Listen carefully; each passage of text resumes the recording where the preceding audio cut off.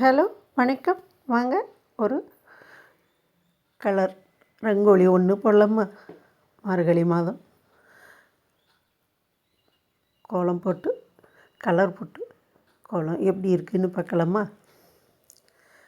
19 புள்ளி வைங்க, இடைப்புள்ளி 10 வரை வச்சு போடலாமாங்க. மயில் கோலம்தான். வாசலில் போட்டு கலர் போட்டு பார்த்திங்கன்னா ரொம்ப சூப்பராக இருக்குங்க. வாங்க கோலம் எப்படி போடுறதுன்னு பார்த்து போடலாமா?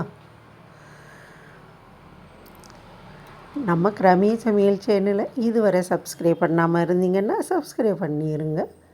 நன்றி, வணக்கம். போட ரொம்ப ஈஸியாக இருக்குங்க. பிகினர்ஸ் பார்த்தா ஈஸியாக கற்றுக்கலாம்.